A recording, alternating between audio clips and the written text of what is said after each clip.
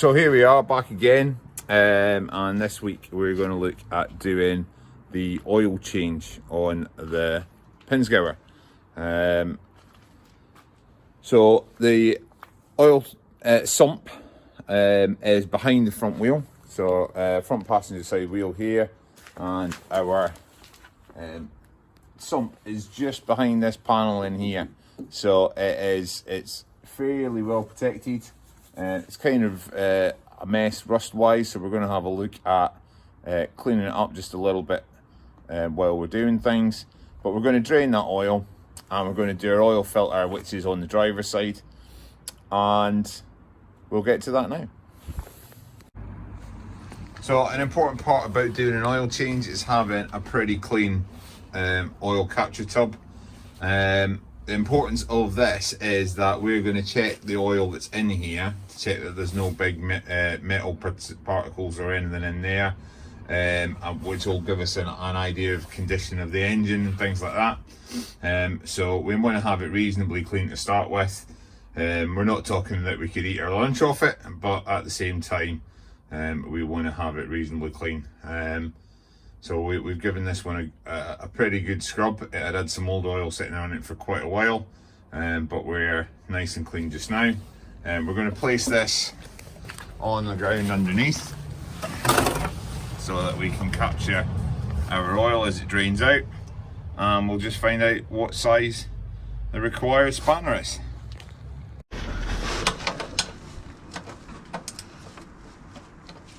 So we're down here with a 19mm spanner. Give it a crack there, and then we can slowly unwind it, and we can see what our oil is like when it comes out. Just on the last thread there. There we go.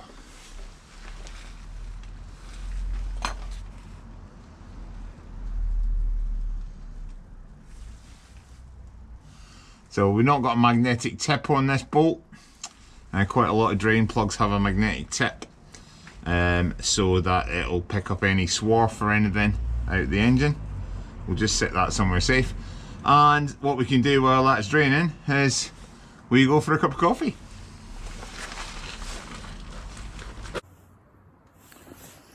So in the 5 minutes we've been making a cup of coffee, the oil is all drained.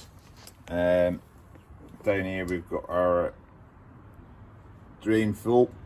We'll have a look at what the copper wash is like on the drain plug, and we'll have a look at what the general condition of that sump is, see if it needs cleaned up anymore before we continue.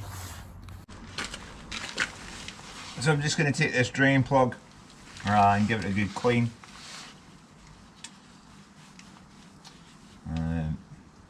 We're looking at the copper washer to make sure there's no big gouges out of it. Really, whenever you do change, you should completely change the copper washer. Like we've said quite a few times, this engine is very recently refurbished, and as such I don't think it's had a hard life at all. We're just making sure that everything is changed so that everything is as good as it can be. What I have done is I've flipped the washer around the other way, because it's been kind of made concave by the head of the bolt. So if we can do it up the other way, that'll give us a sealing face to the new bolt. So we're just going to wipe down here of the general area. Okay, look at the condition of the sump and make sure there's no big damage to it or anything like that. We've still got a little dribble of oil coming out, which we'll always have. You always want to let as much of the oil get out as possible, but I think we've done that. We'll put the sump plug back in.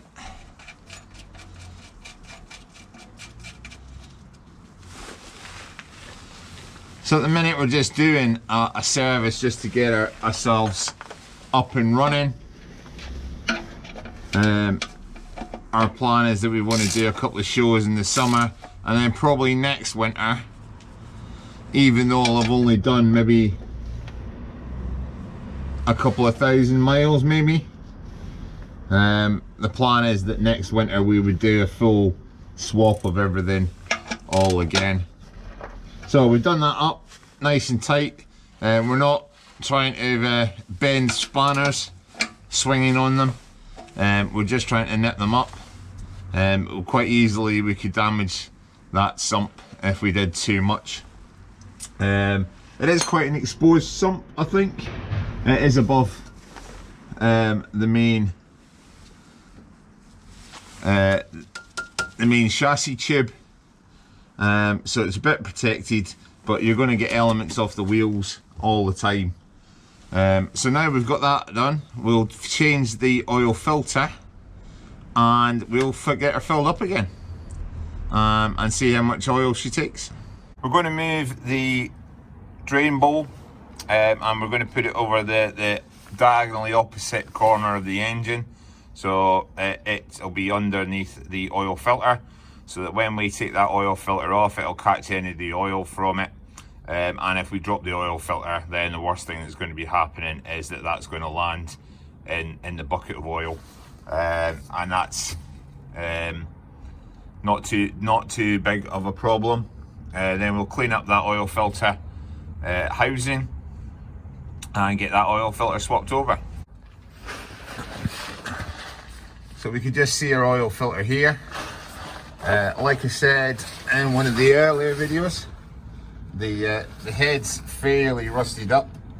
Let us focus. It's been a bit of a mess, so we'll get that off, and we'll see what that is. I think that's actually going to be easier to do from down here rather than trying to work around the engine.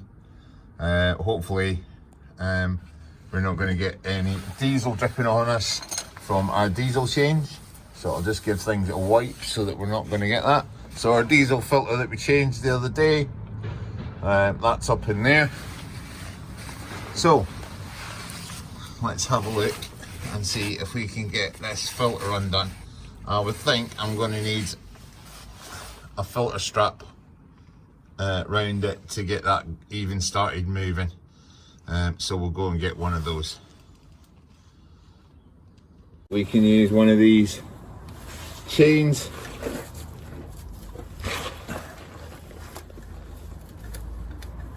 Look the chain over the filter, and put a ratchet in it.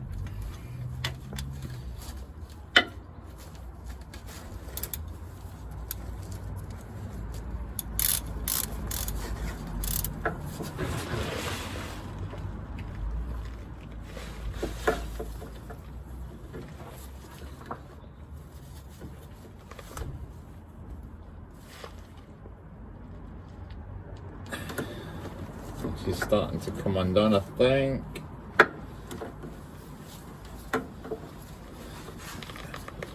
We're struggling to get in for pipes and things, as is quite often the case.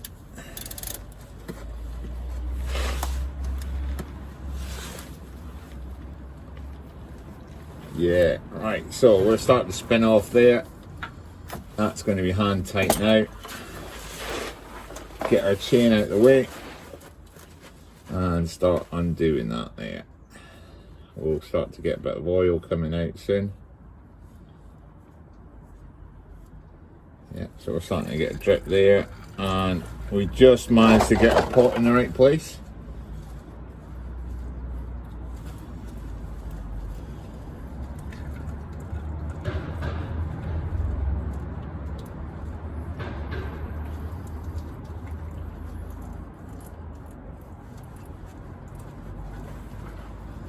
There's a few different oil filters apparently for these trucks, and different ones interfere with different sets of gear linkages.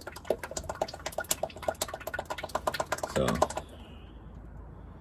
there's quite a lot of the oil that was in the filter out. See if we can wangle this around this pipe a bit. There we are. And there's our old oil filter out.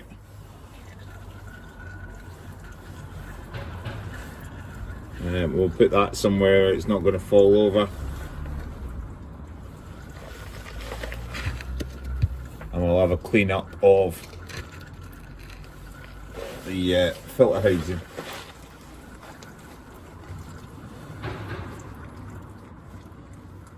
I'll let it drain for a second first.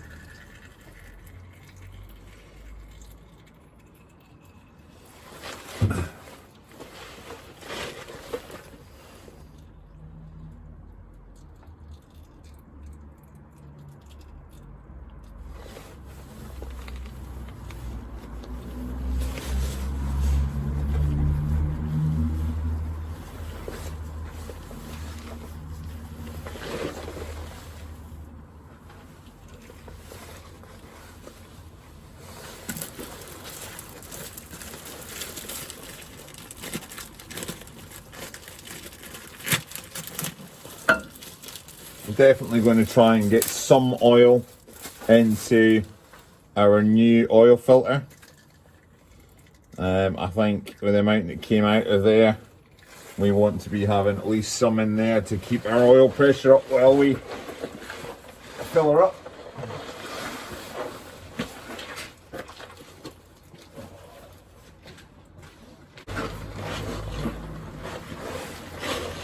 So have filled the new filter with oil.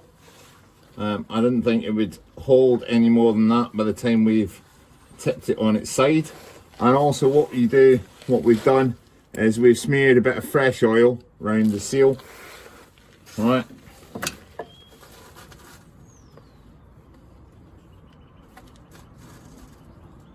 We'll have a look at getting that back in a minute. We'll get our filter up in place.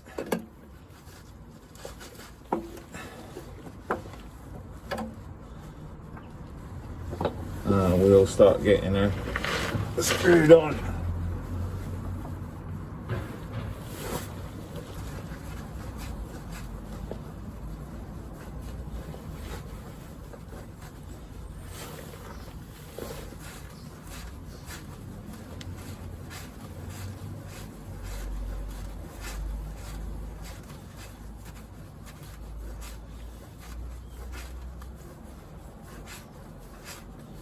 We're almost done up there.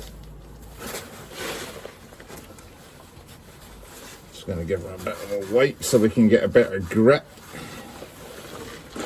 Take out a few extra. Turns on.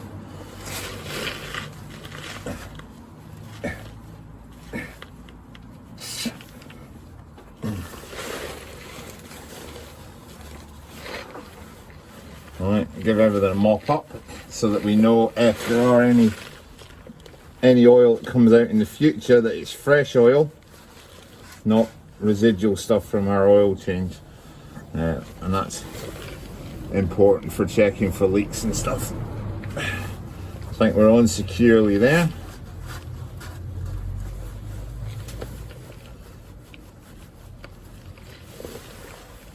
Excellent.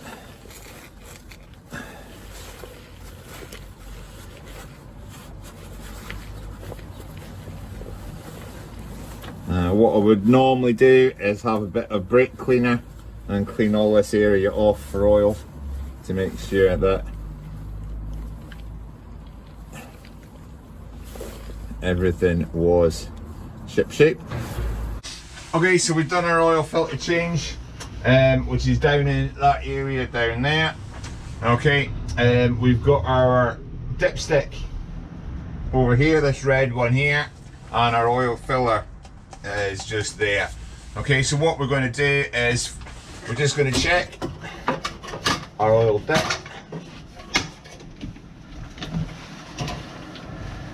Give that a wipe off.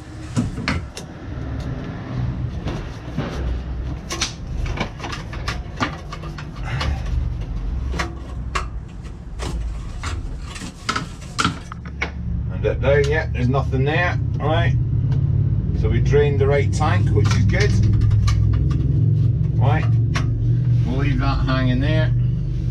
We're going to take our oil filler off and we're going to fill it up with the required amount of oil. Because we've done an oil filter change, this engine to take 7 litres of oil. I got 8 just in case. We've put half a litre already into the oil filter. So we will put a 5 litre can and the remainder of the 1 litre and an additional 1 litre into there. And we'll see where that is on the dipstick after 5 or 10 minutes, and check that it's not over full, and then we'll see where we are, if we need to top it up or have any additional stuff we need to do there. Right, okay, so we'll get our oil filler cap off here. Right, and we will start filling her up. So what I'm going to do is I'm going to put the 5 litre in and the single litre that I have sitting here, and the half litre that I've got from filling up of the oil filter we will use to top up as and when we require.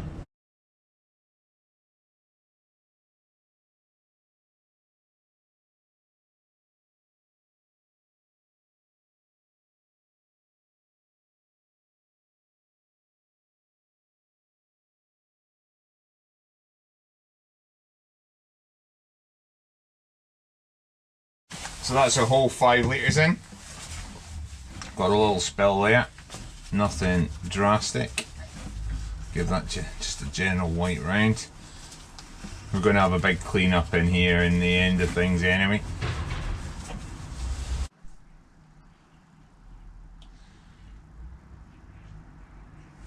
Right, so we've given it about 5 minutes for the oil to settle down into the sump. And we're going to get that dipstick out and see how much oil there is on it. Always have your rag in your hand.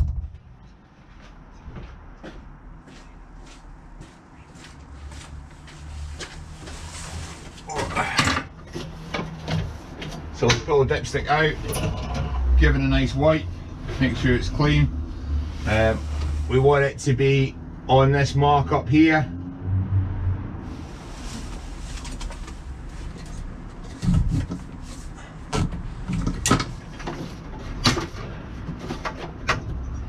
Right down to the hilt, and then we pull it back up again. Yeah, and we've got it right up to the mark that we needed it to on the dipstick. This is before the engine's been run. Okay, so we'd imagine by the time we've filled up the remainder of the oil filter and everything else in there, that quantity is going to drop a little. If it drops a bit, then we will top it up with that extra half litre. We still only have put 6 litres in, and we put about half a litre into the oil filter. So we'll give it a go, give it a start, and we'll see how she runs. Make sure you remember to put your oil cap back on before you start her up.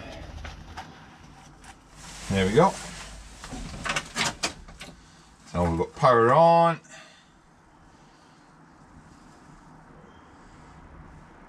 Glow plugs are out.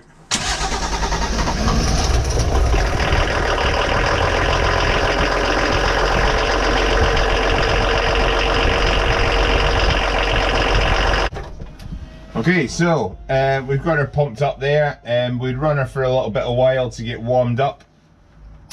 It took a bit of cranking to start with, but I think that's because it hasn't been restarted again since we did our fuel filter the other day. Now that that's done, I think it should be a couple of times. We might have to crank it a couple of times before she starts. but that'll slowly knock all the air out of the system from when we change the filters in there.